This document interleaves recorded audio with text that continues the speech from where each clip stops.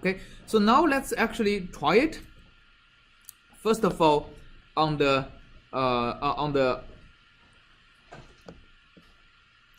course picture.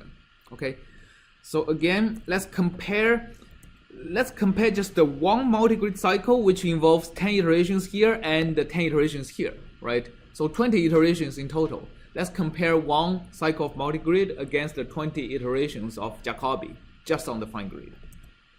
So let's first set x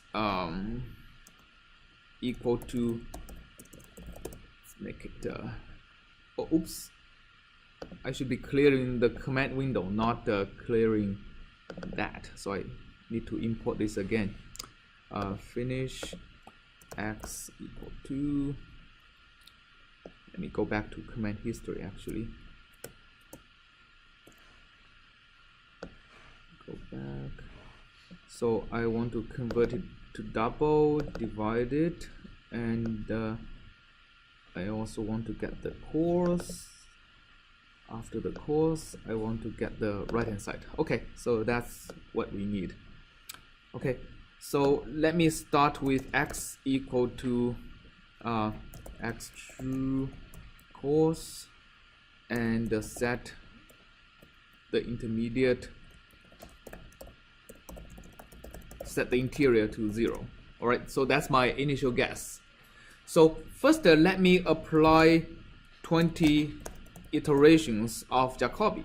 X equal to Jacobi x b c, right? So let me store this as x Jacobi. All right, so then let's set the interior to 0 again. Okay, maybe we can show this x Jacobi 20 iterations. It's actually you see very small outlines, right? And the solution is not that good. So now let's apply one multigrid cycle. So x multigrid is equal to multigrid of x and b, bc. So apparently I have some bugs in the interpolation. Subscripted assignment dimension mismatch.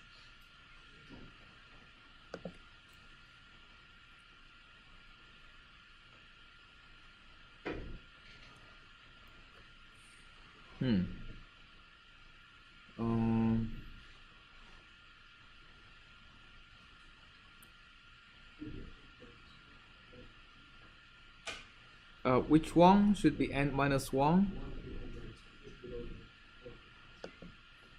Oh, it's line 15. 1 to 2 to n-1.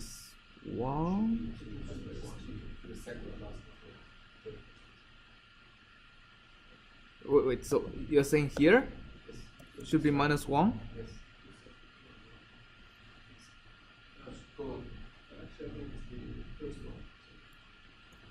Yeah, I agree. Here should be -1, but like it shouldn't actually matter though. Let me see. No, it also says line 14. That's actually this line.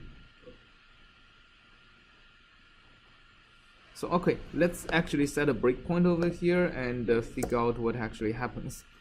So E has, oh, why is E actually what is B? Wait. Oh, okay, so I think there is something fundamentally wrong here. So BC somehow is 64 by 64 as opposed to 65 by 65, which is what I wanted, right? So so X true C is also not what I wanted. So okay, X true C is equal to this. Why didn't it capture the very last entry? So if I do every 2 grid point, would I?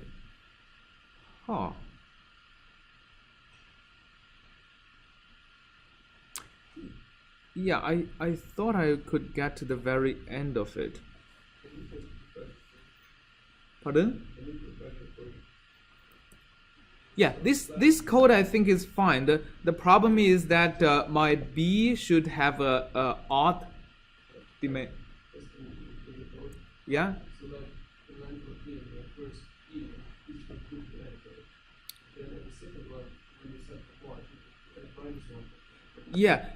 So the my answer is if the dimension of B is odd, then it doesn't matter if I set it to n or n minus one, right? Because the last one is a odd number. So the key problem is here when I try to cosine my x true, somehow I lost the very. Oh, okay. So I think I know what am I doing wrong here. So this is 2 to the power of n would be 4096 as opposed to 4095. So what I really should have is I should have x equal to zeros 4097.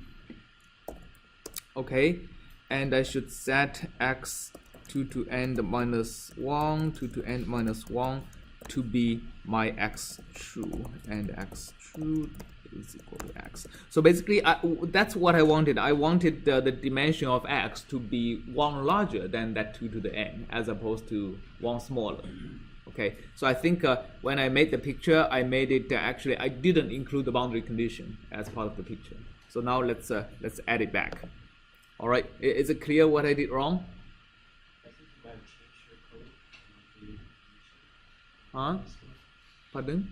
So you were trying to fix something, but then you changed the code. Yeah, but maybe you didn't need to change it. Yeah, I didn't need to change this one, right? Yeah. Okay. What's minus? It was minus 2. Minus 2. Okay. Yeah. Thanks. Okay. And this could be just the end. All right. Okay. So true cos would be equal to this. Let's go back to 64. Okay, so now my x true cos is actually 65 by 65, which is like 1 more than the power of 2. So BC is equal to that. Okay, so now let's do this again. X equal to x true cos, and well, here because the boundary conditions are 0, let me just set x to zeros, 65. Okay, so that's our initial condition. It's just all zeros, and let's go back to the history, and we are going to be doing 20 Jacobi iterations. Okay, let's show the Jacobi iteration results. It's very similar to what's before. And now let's apply multigrid.